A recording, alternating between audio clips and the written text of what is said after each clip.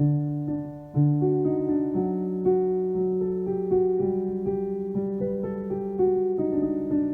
did nothing wrong!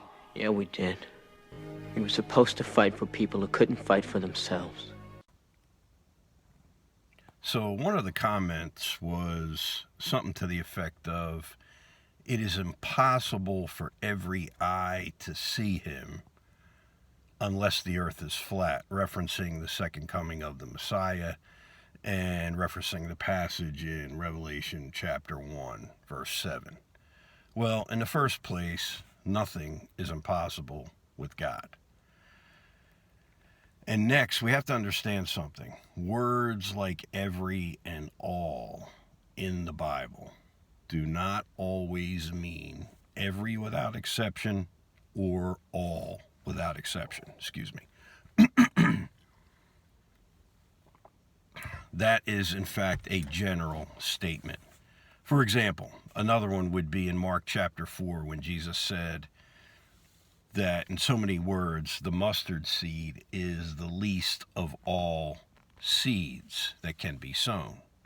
Well, we all know that the mustard seed is not really the smallest or the least of all seeds, all-encompassing every single seed that could possibly be sown everywhere on the earth. However, Jesus wasn't wrong, because the smallest seed in general that a Jewish person in the Second Temple Judaic backdrop would sow is the mustard seed. But Jesus was making a general statement. He wasn't saying that all without exception. Okay? And so such is the case also with some of these other passages, such as in Hebrews chapter 9, where the Bible says that it is appointed unto men once to die, but after this the judgment.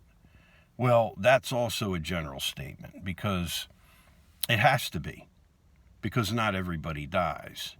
Enoch doesn't die, Elijah doesn't die, Moses doesn't die the same way that we die, and of course everybody who is saved, when the rapture occurs, they don't all die. And so it has to be a general statement, okay? We have to try to avoid something that we'll call as verbal literalism, folks. The Bible is an Eastern book. It speaks sometimes in metaphors, sometimes in allegories, sometimes the Bible speaks in word pictures, sometimes the Bible speaks in what we'll call polarity of thought, where it appears that two passages contradict each other, but they don't. It is because the Bible is an Eastern book, not a Western book. Although you know me, as far as translations go, in English, the King James Bible is it. But what I'm saying, though, is still the origins are Jewish. The origins and the roots are in the East and not in the West. We also want to say that anybody can make the Bible say just about anything they want. For example, in Matthew 27, the Bible says that Judas hanged himself. And then there's a passage in Luke chapter 10 that says, if you just take the one statement, go and do thou likewise. Well, obviously, the Bible is not telling somebody to hang themselves. But if you take those two statements out of context, remember, context is king, folks, when it comes to the scriptures.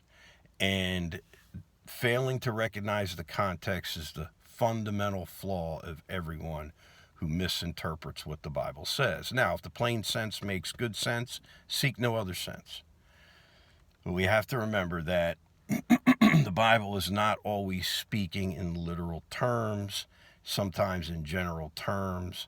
And, of course, in the passage, every eye shall see him, it can't mean every without exception if we just take the passage in an isolated form, because what about the people who, upon the Messiah's return, are blind? They won't be able to see him. And so every eye shall see him is true. John was not lying in the book of Revelation. He was telling the truth, but he was telling the truth in generalized terms, folks. And what we'll say is, have a blessed morning. and may God be with you as you work throughout the day.